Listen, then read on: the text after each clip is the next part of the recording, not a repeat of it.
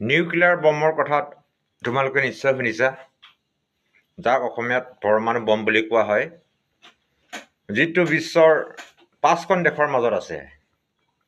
আমাৰ ভাৰতবৰ্ষৰ আছে, চীনৰ আছে, পাকিস্তানৰ আছে, ৰাছিয়াৰ আছে, আৰু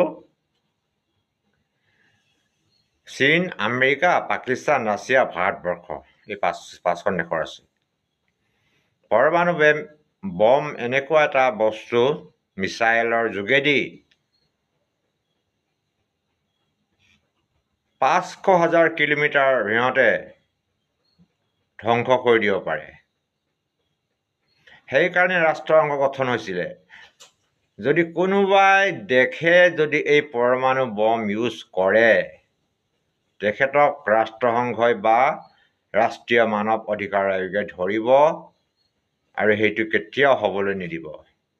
এই পাকিস্তানে কেতিয়াবা ভাৰতবৰ্ষক পৰমাণু বমৰ ভয় দেখুৱায়, কিন্তু আমাৰ ভাৰতবৰ্ষতকৈ পাকিস্তান একেবাৰে সৰু দেশ, একেবাৰে কমজুৰি দেশ।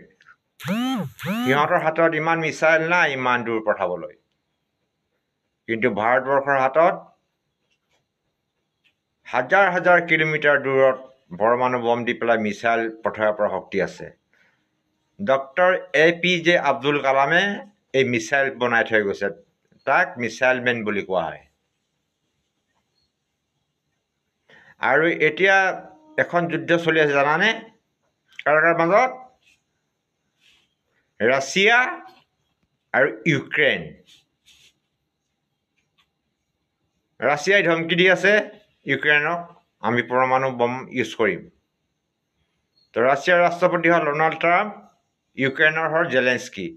ইউক্ৰেইন ইমান সৰু দেশ আৰু ৰাছিয়া ইমান ডাঙৰ দেশ, তথাপিও ইউক্ৰেইনে জেলেন্সকিয়ে হাৰ মনা নাই।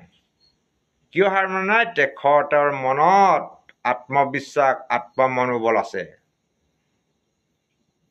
তেখেতক ডিভাইড এণ্ড ৰুল পলিচি আমেৰিকাই আমাৰ ভাৰতবৰ্ষক সহায় কৰিছে। ইউক্ৰেইনক হাজাৰ হাজাৰ চাউল পঠিয়াই দিছে, নৌসেনা পঠিয়াই দিছে, বায়ুসেনা পঠাই দিছে, স্থলসেনা পঠাই দিছে, যিটো ইংৰাজীত নেভি, এয়াৰফ'ৰ্চ, আৰ্মি সকলো পঠিয়াই দিছে। কিন্তু যোৱা 1 বছৰে প্ৰতি আজিলৈকে যুদ্ধ চলি আছে, এতিয়াও যুদ্ধৰ হাম কটা নাই। তো এনেকুৱা যেন হ'ব নালাগে ইয়াত ৰাষ্ট্ৰপ্ৰধানে, ৰাষ্ট্ৰসংঘ ইয়াত হস্তক্ষেপ কৰাটো